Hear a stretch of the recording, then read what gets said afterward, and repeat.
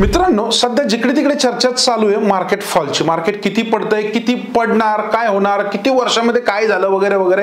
आणि ह्याच्यामध्ये सर्वसामान्य गुंतवणूकदार सगळ्यात जास्त पॅनिक होतो. बरेच लोक इथे लॉस करतात. पण मी आज तुम्हाला सांगणार आहे की कुठलाही क्रॅश असू द्या, तुम्हाला काय बघायचंय. याच्या आधी नॉर्मली काय काय गोष्टी झाल्या, त्याच्यानंतर ना मार्केटमध्ये काय झालं. आणि लक्षात ठेवा, आजचा व्हिडिओ एवढा इंटरेस्टिंग आहे, तुम्ही कधीही पाहिला नसणार एवढी डिटेल माहिती. त्यामुळे संपूर्ण पहा, कारण तुम्हाला याच्यामधून एक गोष्ट साम्य दिसणार आहे. पण बघूया तुम्ही काय याच्यामधून शोधून काढताय, तुम्हाला काय समजतं याच्यामधून. कारण मी आज तुम्हाला जसं आत्ता 2025 मध्ये मार्केट पडते, ह्याच्या आधी इंडियन मार्केटला बऱ्याच जे काही क्रॅश झालेत ते सगळे सांगणार आहेत. प्रत्येक ठिकाणी एक गोष्ट कॉमन आम्हाला ऑब्झर्व झाली आणि ती मी आज तुम्हाला सांगायचा ते प्रयत्न करतोय. नॉर्मली हा जर चार्ट बघितला, हे बघा की नॉर्मली प्रत्येक डाऊन नंतर ना मार्केटमध्ये एक रॅली येते. याच पद्धतीने आपण एक स्कॅमची कंडिशन बघतोय की मार्केट फॉलची कंडिशन बघतोय. काही ना काही रिझन असतं. घेऊया डिटेलमध्ये जाणून. तर नमस्कार मित्रांनो, मी शंभूराज खामकर तुमचं सहर्ष स्वागत करतो आजच्या या स्पेशल व्हिडिओमध्ये. डिटेल जाणून घेण्यापूर्वी चॅनलला सबस्क्राइब करा आणि बेल आयकॉनला प्रेस करून ठेवा. नॉर्मली 1861 ते 1865 चा काळ म्हणजे बॉम्बे स्टॉक एक्सचेंज पण त्यावेळी स्थापन झाली नव्हती. पण त्याच्या आधी सगळे हे जे काही ट्रेडर्स होते हे मोस्टली डिसेंट्रलाइज होते. ओके. आणि नॉर्मली 1865 मध्ये मार्केटचा क्रॅश झाला होता. आता काय झालं होतं, अमेरिकेच्या सिव्हिल वॉरच्या वेळी तिकडे कापसाची मागणी खूप प्रमाणामध्ये वाढली आणि त्याच्यामुळे कॉटन इंडस्ट्री पीकवर होती. अमेरिकेचा सिव्हिल वॉर संपल्यानंतर सुद्धा युद्धानंतर तेथील लोकांनी कॉटनचं उत्पादन सुरू केलं. आता त्याच्यामुळे काय झालं, तिकडे आधी कापूस पिकत नव्हतं, कापसाचं उत्पादन वाढलं की ज्याच्यामुळे कापसाची मागणी अचानक कमी झाली आणि परिणाम अचानक किमतीच्या कमी होण्यामध्ये झाला. आणि ही घट झाल्याने स्टॉकचे दर कमी झाल्याने कापूस संबंधित कंपन्यांमधील गुंतवणूकदारांनी त्यांचे पैसे कमवले. तर हे तुम्हाला मी काय सांगितलं, तर बॉम्बे स्टॉक एक्सचेंज सुरुवात ही जे काही कॉटन होतं त्याच्या व्यवहारापासून झालेली आहे किंवा जगामध्ये आधी सुरुवातीला याच्यामध्येच मोठे व्यापार केले जायचे. यामुळे भारताच्या अर्थव्यवस्थेवर खूप मोठ्या परिस्थितीमध्ये परिणाम झाला. ओके. आणि महत्वाची गोष्ट, हे जे कंडिशन्स आहेत सगळ्या घटनांचा महत्वपूर्ण परिणाम कशामध्ये होतो, तर आर्थिक बाजारपेठेचा परस्पर संबंध प्रस्थापित केले गेले. संघटित स्टॉक एक्सचेंजची स्थापना करण्यापूर्वी भारताने आपला आर्थिक प्रवास सुरू केला आणि समृद्ध आणि आव्हानात्मक दोन्ही गोष्टी नॉर्मली याच्यामध्ये नेव्हिगेट केल्या. आता मित्रांनो, हा झाला भारतातला पहिला नॉर्मली फॉल येण्याचं रिझन. याच्यानंतर सगळ्यात इम्पॉर्टंट 1982 रिलायन्स तुम्ही ऐकलं असेल, याला म्हणतात फ्रेंड्स ऑफ रिलायन्स. आता हे काय झालं होतं थोडी डिटेलमध्ये सांगतो. 1982 मध्ये जेव्हा रिलायन्सचं शेअरचं व्हॅल्यू किंवा प्राइस जे आपण म्हणतो 131 वरून अगदी 120 च्या खाली सडन पडले आणि तेव्हा रिलायन्स इंडस्ट्रीला एका मोठ्या संकटाचा सामना करावा लागला होता. जवळपास 1.1 दशलक्ष शेअरच्या मोठ्या प्रमाणात विक्री झाली याच्यामध्ये आणि ही नॉर्मली केली होती कोलकाता येथील बियर कार्टनने. तुम्ही 1992 स्कॅम जो आला होता वेब सिरीज, त्याच्यामध्ये नाव ऐकलं असेल. ओके. आणि त्याच्यामुळे बाजाराला थोडा एक गंभीर धोका झाला आणि परिस्थितीनुसार धीरूभाईंना अंदाज आला की काहीतरी गडबड होतीये आणि बाजार एक वेळ बंद करावा लागला होता, अशी वेळ आली होती. परंतु त्यावेळी फ्रेंड्स ऑफ रिलायन्स म्हणजे त्यांनी काही परकीय गुंतवणूकदार आणले ज्यांनी मोठ्या प्रमाणामध्ये ते रिलायन्सच्या शेअरचं खरेदी केले, जे जोरदार पडले होते. नॉर्मली त्यावेळी मार्केट 3 दिवस शटडाऊन करावं लागलं होतं. ओके. परंतु तेव्हा धीरूभाईंनी पण सज्जड दम दिला, अशा लोकांना आम्ही सोडणार नाही याच्यामध्ये. आणि ऍक्च्युली तेव्हा बियर कार्टेलची पळताभुई थोडी झाली होती. ह्याच्यावर आपण भविष्यात डिटेल व्हिडिओ बनवणारच आहोत. ओके. याच्यानंतर अंबानीने 1982 मध्ये केलेल्या कारवाईने इन्व्हेस्टर्सचं आणि नॉर्मली शेअर बाजाराचं रक्षण झालं आणि त्याच्यानंतर एक डेडिकेशन दिसलं त्यांच्याकडनं. आता ह्याचा इम्पॅक्ट काय झालं लक्षात ठेवा. आता ही धीरूभाईंनी जी काही गोष्ट केली ना, त्याच्यामुळे जे काही छोटे गुंतवणूकदार होते ना, त्यांना थोडं बरं वाटलं की अरे बाबा आपल्यासाठी पण कोणतरी आहे, मार्केट म्हणजे काय एवढं रिस्की नाही आणि त्याच्यामुळे बाजारामध्ये एक स्टॅबिलिटी आली. आता मित्रांनो, हा स्कॅम झाला. आता स्कॅमची सिरीज हळूहळू चालूच होती. म्हणजे प्रत्येक ठिकाणी काय काय व्हायचं. नॉर्मली 1990 मध्ये पण मार्केटमध्ये क्रॅश झाला. याच्यामध्ये .com बबल होता याच्यामध्ये. आता हा .com बबल काय असतो, 1990 चा काळ होता ज्याच्यामध्ये अनेक तांत्रिक सुधारणा होत होत्या याच्यामध्ये आणि इंटरनेटच्या व्यापारीकरणामुळे देशामध्ये पहिली फायनान्शियल ग्रोथ आपण त्याच्या वेळी पाहिली आणि अनेक इन्व्हेस्टरने शेअर होल्डर्सने पण इंटरनेटचा वाढलेला वापर रोखता येणार नाही म्हणून काही स्ट्रिक्ट निर्णय घेतले याच्यामध्ये. आणि काय झालं, त्यांनाही वाटलं याच्यामध्ये स्कोप आहे, पैसा बनेल. मग इंटेल, सिस्को, ऑरेकल सारख्या अनेक हायटेक प्लेयर्स टेक्नॉलॉजी सेक्टरमध्ये ऑर्गॅनिक ग्रोथ घडवून आणत होते. आणि ह्या .com कंपनीजमुळे 1995 साली सुरू झालेला स्टॉक मार्केटला एक चालना मिळाली. म्हणजे त्यावेळी टेक्नॉलॉजीच्या कंपन्या भयानक वाढल्या आणि गुंतवणूकदारांनी 1990च्या दशकात इंटरनेट स्टार्टअप्स मध्ये भयानक पैसा ओतला. या आशेने की एक दिवस खूप सारा फायदा होईल आणि त्याच्यानंतर मग .com असलेल्या कोणत्याही कंपनीमध्ये लोक डोळे झाकून पैसे लावायचे अशी वेळ आली होती. परंतु नॅस्डॅक इंडेक्स 10 मार्च 2000 रोजी मागील वर्षाच्या तुलनेत जवळपास 5048 वर पोहोचला. म्हणजे खूप मोठ्या प्रमाणामध्ये तो क्रॅश झाला. ज्याच्यामध्ये डेल, सिस्को सारख्या अनेक कंपन्या जेव्हा बाजार शिगेला पोहोचला होता तेव्हा त्यांच्या मोठ्या प्रमाणामध्ये सेलच्या ऑर्डर पडायला लागल्या, कारण त्या सगळ्या हायली ओव्हर व्हॅल्यूड झाल्या होत्या, ज्याच्यामुळे इन्व्हेस्टर्स पॅनिक झाले आणि काही आठवड्यात शेअर बाजाराने जवळपास 10% जास्त मूल्य गमावले. लक्षात ठेवा, म्हणजे ते रिझन होतं मार्केट फॉलचं .com बबल. ह्याच्यानंतर झालं काय, टेक्नॉलॉजी सेक्टरमध्ये नोकऱ्यांचं खूप सारं नुकसान झालं, तिथल्या लोकांना आर्थिक आव्हानांना सामोरं जावं लागलं, कारण कित्येक कंपन्या बंद पडल्या. .com बबल नंतर इन्व्हेस्टर बिझनेस मॉडेल फंडामेंटल्सवर लक्ष करू लागले, की त्यांना कळलं स्टॉक घ्यायचे तर फंडामेंटल बघितलं पाहिजे. ओके, त्याच्यानंतर काही कॉर्पोरेट सुधारणा करण्यात आल्या. ओके, नवीन नियम लागू केले. आता मित्रांनो, हे सगळं होत होतं, यामध्ये जवळपास एप्रिल 1992 हर्षद मेहताचा एक स्कॅम झाला. ओके, आणि त्याच्यामध्ये भारतीय शेअर बाजारामध्ये बिग बुल म्हणून प्रसिद्ध असलेला हर्षद मेहताने जवळपास 5,000 पेक्षाही जास्त कोटींचा घोटाळा केला. त्याच्यामुळे तो थोडा फोकसमध्ये आला आणि या घोटाळ्याचा लाखो इन्व्हेस्टर्सवर खूप सारा परिणाम झाला आणि ज्याच्यामुळे भारतीय शेअर बाजारावरील लोकांचा विश्वास त्यावेळी उडाला, कारण त्यांना वाटलं रे हे सगळं काय मॅनिप्युलेट होतंय का याच्यामध्ये. ओके, कारण एकत्रित बाजार मूल्याच्या जवळपास 40% व्हॅल्यू गमावली होती आणि लाखो लोकांच्या आयुष्याची सेव्हिंग गेली. कित्येक लोकांना त्यावेळी आत्महत्याही कराव्या लागल्या होत्या. त्याच्यानंतर इन्व्हेस्टरसाठी भारत सरकारने काही नवीन कायदे बनवायला सुरुवात केली. त्याच्यानंतर सेबीचा इंटरफेस वाढला याच्यामध्ये आणि 29 एप्रिल 1992 रोजी सेन्सेक्स 570 किंवा नॉर्मली 12.5% पेक्षा जास्त घसरला होता. माहिती तुम्हाला, 35 अब्ज पेक्षा जास्त गुंतवणूकदारांचा पैसा त्यावेळी बुडाला होता याच्यामध्ये. म्हणजे हा एक स्कॅम झाला, पण हा काय होता केलेला स्कॅम होता याच्यामध्ये, म्हणजे एका ठराविक व्यक्तीमुळे झालेली ही गोष्ट होती याच्यामध्ये. पण ह्याच्यामुळे झालं काय की भारतीय शेअर बाजारामध्ये खूप मोठी घसरण झाली, सेन्सेक्स पडला आणि महत्त्वाची गोष्ट छोटे असतील किंवा मोठे असतील सगळ्या इन्व्हेस्टरचं खूप भयानक नुकसान झालं आणि लोकांचा मार्केटवरून खूप मोठा याच्यामध्ये विश्वास जो असतो तो उडाला होता. ओके, आता हा जो स्कॅम झाला होता, लक्षात ठेवा, मी तुम्हाला सांगतोय काय की लक्ष काय द्यायचंय आपल्याला, प्रत्येक स्कॅम मी सांगतो याच्यामध्ये तर का होतोय हे आपल्याला शोधायचं. आता हा स्कॅम जो झाला ना, तर बँकिंग प्रणालीमधला एक लूपहोल होता. अंतर्गत व्यवहार करत असताना बँकांच्या पावत्यांचा वापर त्यांनी घोटाळ्यासाठी केला आणि ह्याच्यामध्ये जेव्हा आरबीआयने कडक नियमावली आणली त्याच्यामुळे तो लूपहोल बंद झाला. ओके, परंतु या घोटाळ्यामुळे मॅन्युअल ट्रेडिंग कडून इलेक्ट्रॉनिक ट्रेडिंग कडे लवकर वळणं सोपं झालं, कारण गरज पडली त्यावेळी. ओके, आणि त्यामुळे आजचं बाजार जेवढं पारदर्शक आणि कार्यक्षम झालेलं आहे. ओके, आता डिमटेरियलायझेशन केलं गेलं 1992 साली. ओके, त्याच्यामध्ये काय करायला गेलं की तुमचे जे पण काही शेअर्स होते, हर्षद मेहताच्या काळामध्ये काय केलं की बऱ्याच जणांना खोटे सर्टिफिकेट पण दिले होते, मग त्यांनी ते सगळे शेअर्स कन्वर्ट करून घेतले, त्याला डीमॅट फॉर्म मध्ये, त्यालाच आपण म्हणतो डिमटेरियलायझेशन केलं गेलं. ओके, आणि त्याच्यानंतर बरेच जे काही फ्रॉड होते त्याच्यावर कंट्रोल आणता आलं. म्हणजे हर्षद मेहताचा स्कॅम एक खूप मोठा होता, पण ही सिरीज अशी चालू होती. प्रत्येक वेळी बाजार पडायचा आणि त्याच्यानंतर हळूहळू वर जायचा, कारण झाला असं परत 1999 ते 2001 काळ. केतन पारेख नाव ऐकलंच असेल तुम्ही याच्यामध्ये. हा भारतातला पुन्हा एक मोठा शेअर बाजाराचा घोटाळा होता, जो 1990च्या दशकाच्या शेवटी आणि 2000च्या सुरुवातीच्या आसपास झाला होता याच्यामध्ये. आता केतन पारेखनं काय केलं, हा एक स्टॉक ब्रोकर होता. ओके, जो काय करायचा, पंप अँड डंप करून टाकायचा. आता पंप अँड डंप काय असतं हे जर तुम्ही बघितलं नसेल तर हा व्हिडिओ लिंकवर क्लिक करा आणि पाहून घ्या, आम्ही अजून डिटेलमध्ये सांगितलंय. तर हे काय करायचं की स्टॉकच्या किमतींच्या मध्ये फेरफार करायचा आणि ठराविक किमतीचे स्टॉक बाय करतील सर्टन लेवलला आणि वरच्या लेवलला गेले की ते मोठ्या प्रमाणात विकून जायच्या. महत्त्वाची गोष्ट म्हणजे केतन पारेख एक सीए होता आणि स्टॉक ब्रोकर पण होता. भारतीय शेअर बाजारातला खूप महत्त्वाचा व्यक्ती होता त्या काळामध्ये. का तर त्याला बरेच छोटे मोठे कन्सेप्ट माहिती होते आणि तो स्वतः कंपन्यांवर पाळत ठेवायचा, म्हणजे त्यांच्या शेअर्सच्या प्राइसला वाढवायचा पण प्रयत्न करायचा.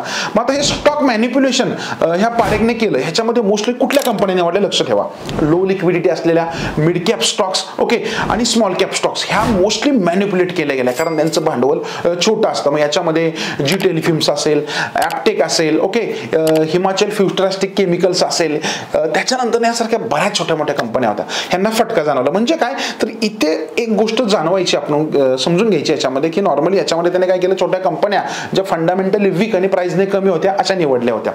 त्याच्यानंतर सर्क्युलर ट्रेडिंग त्याने काय केलं याच्यामध्ये की इतर कंपन्यांचा सर्क्युलर ट्रेडिंग मध्ये वापर केला, बाय सेल करून त्यांच्या स्टॉक्सच्या किमतीमध्ये फेरफार केले. ओके, यामुळे किरकोळ इन्व्हेस्टर अट्रॅक्ट करून त्यांचा डिमांडचा भ्रम निर्माण करायचा, म्हणजे ते लोक तो घेतोय म्हणून आम्ही पण घेतो असं करायचं याच्यामध्ये. ओके, यासाठी बँकांच्या कर्जाचा गैरवापर केला. ओके, माधवपुरा मर्चंटाईल बँकेकडून मोठ्या प्रमाणामध्ये कर्ज मिळवलं. ओके, आणि बँकेने बनावट कागदपत्रांच्या आधारे पण त्याला अनसिक्युर्ड मोठ्या प्रमाणात लोन दिलं आणि त्याच्यामुळे हा घोटाळा तो करू शकला. का? शेअर्स घ्यायचे तर पैसे पाहिजेत, म्हणजे त्यांनी बँकांना पण तिथे फसवलं. ओके, आता ह्या घोटाळ्यामुळे सेबी सारख्या बाजार जे काही नियमक आहेत आपल्या याच्यामध्ये, ओके, त्यांच्यावरच प्रश्नचिन्ह लोकांनी उभे केले. ओके, अरे म्हणजे तुम्ही करता ते काय लिटरली. ओके, परंतु याच्यामध्ये जर विचार करायला गेलं तर बँकांना सगळ्यात मोठा फटका बसला. केतन पारेख त्याच्या सहकार्यांवर कायदेशीर कारवाई पण केली, जी अजून पण चालू आहे. तुम्ही जर बघितलं असेल काही दिवसापूर्वीच न्यूज आली होती. ओके, आता मित्रांनो बघा, एवढे स्कॅम येत आहेत प्रत्येक ठिकाणी, मार्केट प्रत्येक रिझनमुळे पडतंय, पण प्रत्येक वेळी काही काही वेगळी गोष्ट घडते. ऑब्झर्व करा. त्याच्यानंतर झालं 2001 सालचं मार्केट क्रॅश. आता काय झालं, आरबीआय आणि सेबीने जेव्हा चौकशी केली, स्कॅम उघडीस आला. ओके, आणि जेव्हा कर्ज वसूल करता आले नाही, त्याच्यामुळे एमएमसीबी होतं ते नॉर्मली क्रॅश झालं याच्यामुळे, आणि त्याच्यामुळे पुन्हा शेअर बाजारामध्ये एक अस्थिरता निर्माण झाली. हा स्कॅम पूर्ण होतोय ना होतोय, बाजार थोडा एका लेवलला जायला लागला. पुन्हा झाला सहारांचा घोटाळा. आता सहारा, ओके, सुब्रत मला सगळ्यांना नाव माहिती असेल. ओके, भारतातली सगळ्यात मोठी एक फायनान्शियल इन्स्टिट्यूट होती, त्यांनी खूप मोठा फ्रॉड केला. ओके, आता सहारा ग्रुपवर ऑप्शनली फुल कन्व्हर्टेबल डिबेंचर्स, ओके, त्याला OFCD म्हणतात, त्यांना इन्व्हेस्टर्स कडून इनलिगल पैसे उभे केल्याचा आरोप होता विदाउट सेबीच्या परमिशन. ओके, ज्याच्यामध्ये सेबी आणि त्यांच्यामध्ये मोठं बरेच दिवस कायदेशीर वादन चाललं होतं. ओके, परंतु त्याच्यामध्ये साहजिक सुब्रत रॉय हारले, कारण ते इलिगल होतं आणि सेबीने त्यांना अटक केली. पण 2013च्या कंपनी लॉ नुसार 50,000हून अधिक इन्व्हेस्टर्स कडून त्यांनी मोठ्या कंपन्यांकडून पैसे उभे केले होते आणि सेबीकडून मंजुरी करणे, स्टॉक एक्सचेंजवर सिक्युरिटीची आधी करणे, असं काही त्यांनी केलं नव्हतं, म्हणजे उल्लंघन केलं होतं याच्यामध्ये. ओके, आणि हे सगळं पैसे त्यांना काय परत देता आले नाही. परंतु सुब्रत रॉय सहारा, म्हणजे त्यांची जी सहारा कंपनी होती, ती गुंतवणूकदारांना पैसे परत द्यायला यशस्वी झाली आणि मग त्यांना 2014 साली ऍक्च्युअली अटक झाली. पण त्याच्यामुळे सहाराचे स्टॉक गडगडलेच, पण बऱ्याच मार्केटमध्ये पण याचा खूप मोठा एक निगेटिव्ह इम्पॅक्ट आपल्याला पाहायला मिळाला. ओके, आणि सेबीने पण प्रयत्न केले, पण ते नाही झालं. आणि हा नॉर्मली सहारांकडे जो घोटाळा होता, हर्षद मेहता असेल, केतन पारेख असेल, ओके, हे सगळे आर्थिक फसवणुकीचे मोठे घोटाळे होते, ज्याच्यामध्ये काही इंडिव्हिज्युअल पर्सनॅलिटीज इन्क्लूड होत्या. ओके, आता मित्रांनो, ह्याच्यानंतर नोव्हेंबर 2016 साली डिमॉनिटायझेशन केलं गेलं, आपण बघतो की, आणि त्याच्यामध्ये युएसचं पण काहीतरी न्यूज होती, त्याच्यामुळे पण त्यावेळी मार्केट पडलं. आता काळा पैसा रोखण्यासाठी भारताने काय केलं, 9 नोव्हेंबर रोजी अचानक नोटबंदीची घोषणा केली, म्हणजे 500 आणि 1000 रुपयाच्या नोटाबंदी केल्या याच्यामध्ये. पण बाजारामध्ये त्याच्यामुळे थोडी घबराट आली, लिक्विडिटी नॉर्मली मार्केटमधून कमी व्हायची भीती झाली याच्यामध्ये. ओके, आणि त्याच्यामुळे काय झालं, बाजारामध्ये सेलिंग प्रेशर आलं. त्यातल्या त्यात हिलरी क्लिंटन यांनी गुंतवणूकदारांमध्ये लोकप्रिय असल्यामुळे डोनाल्ड ट्रम्प यांनी काय सांगितलं याच्यामध्ये, की डिमोटिव्हेड इन्व्हेस्टर्स मागे पडत आहेत, असं त्यांनी काही अहवाल आणला त्याच्यामध्ये. ओके, त्यामुळे अमेरिकन मार्केटमध्ये पण तेव्हा नॉर्मली सेलिंग आलं, म्हणजे 2 रिझन होते, 2 वेगळ्या कंट्रीजचे, त्यामुळे तिथे सेलिंग यायला सुरुवात झाली.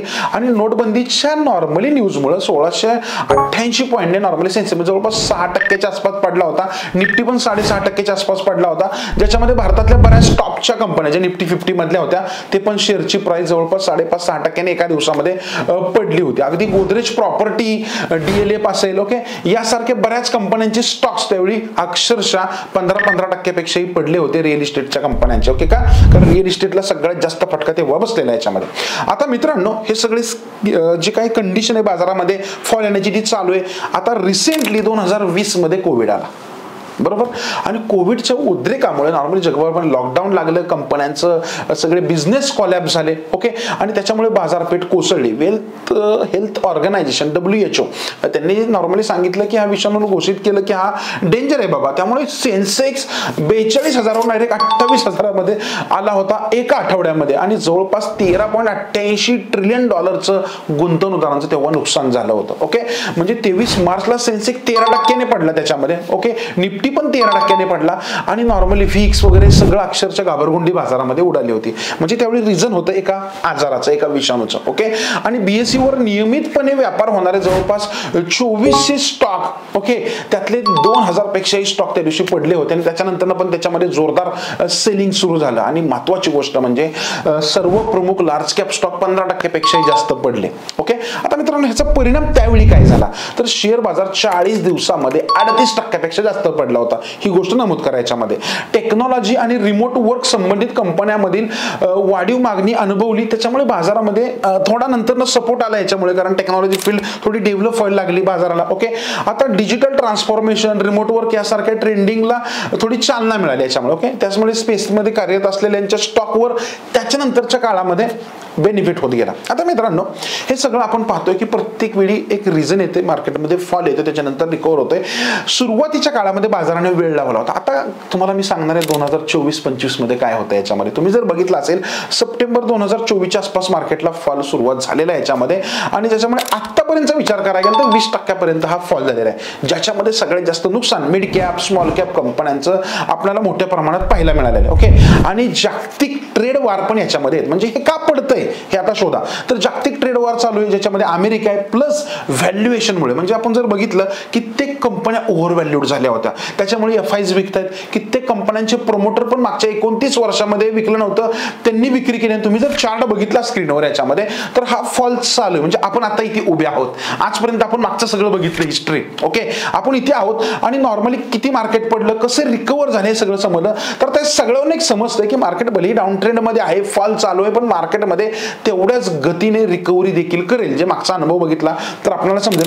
कारण सगळ्या फॉलचं ऑब्झर्वेशन केलं तर प्रत्येक फॉलच्या आधी आणि आपण जर बघितलं फॉलच्या वरतीच मार्केट आहे. म्हणजे कुठलाही फॉल आला आणि आताचा आपण फॉल बघतोय तर त्या प्रिव्हियस फॉलच्या आपण वरतीच आहोत याच्यामध्ये. म्हणजे मार्केट कन्सिस्टंटली अप ट्रेंड मध्ये राहतं. ही पहिली गोष्ट इथे नमूद करायची आहे. दुसरी गोष्ट महत्त्वाची तुम्हाला याच्यामध्ये लक्षात ठेवायची आहे की प्रत्येक वेळी वेगळं रिझन होतं. सेम रिझनने, म्हणजे हर्षद मेहतामुळे एकदा मार्केट पडलं तर त्या रिझन मध्ये नाही आलं, दुसरा कोणतरी पुढे आला. बरोबर आहे. काही वेळा बँकांमध्ये घोटाळे झाले, काही वेळा म्हणजे काय होतं याच्यामध्ये गोष्ट ऑब्झर्व करा. आता करोना आला, तुम्हाला असं वाटेल परत करोनाला मार्केटकडे लक्षात ठेवा, ती न्यूज आता डिस्काउंटेड झाली. प्रत्येक वेळी बाजाराला एक वेगळं रिझन जसं आता आहे ट्रेड वॉरचं, त्यामुळे पडते. म्हणजे एक गोष्ट ऑब्झर्व करा की प्रत्येक वेळी वेगळा फॅक्टर असणार आहे. म्हणून तुम्हाला बाजारामध्ये नेहमी ऍक्टिव्ह राहायचं, शिकत राहायचंय. आणि जी लोक ऍक्टिव्ह राहतात ते लोक समजून घेतात की आता कशामुळे फॉल येणार आहे, कुठल्या सेक्टर पासून मला बाजूला राहिले पाहिजे, कुठल्या सेक्टर्सना मला फोकस केला पाहिजे, आणि माझी इन्व्हेस्टमेंट कशी प्रॉपरली बॅलन्स केली पाहिजे. की ज्याच्यासाठी फिनचक हे ऍप्लिकेशन खूप छान आहे. प्रॉपरली तुम्ही तुमची वेल्थ बॅलन्स करू शकता म्युच्युअल फंडा थ्रू, वेगवेगळ्या सेक्टरमध्ये अलोकेशन करून, आणि प्रत्येक बाजाराच्या फॉल मध्ये पण चांगली संधी शोधू शकता. मित्रांनो, याच्या व्यतिरिक्त तुम्हाला काय वाटलं, ही जी आम्ही डिटेल माहिती दिली, भारतीय बाजार पडतोय त्याच्यामध्ये काय होते, कशा पद्धतीने मार्केट पडलं, तुम्हाला काय वाटतंय हा फॉल आपल्याला कुठपर्यंत घेऊन जाऊ शकतो? ऑलरेडी ह्याचा आन्सर तर मी आधी दिलेलंच आहे. किती वेळ लागू शकतो वरच्या जायला, साईडला जायला, प्लीज कमेंट करून सांगा. आणि आता सांगा, पॅनिक होणार का खुश होणार? कारण फॉल ही एक संधी पण असते, कारण इथे तुम्हाला बऱ्याच कंपन्यांचं व्हॅल्युएशन स्वस्तामध्ये पण मिळतं. फक्त संधीचा फायदा घ्यायचा का तिच्याकडे बघत राहायचं, त्याच्यावर डिपेंड असतं. तर भेटूया असेच इंटरेस्टिंग व्हिडिओ पुढच्या भागामध्ये. तोपर्यंत अजूनही तुम्ही चांगली इन्व्हेस्टमेंट सुरू केली नसेल तर आजच खाली दिलेल्या लिंकवर जावा, डीमॅट अकाउंट ओपन करा आणि ह्या पडत्या बाजारामधल्या चांगल्या संधी शोधा. कारण ह्या अशा प्रत्येक संधी शोधणाऱ्याला आम्ही आमचा एक स्पेशल कोर्स पण गिफ्ट देतोय. त्याचा वापर करून तो त्याच्या नॉलेजमध्ये भर घालू शकतो आणि स्वतः इंडिपेंडेंट इन्व्हेस्टर बनू शकतो. धन्यवाद.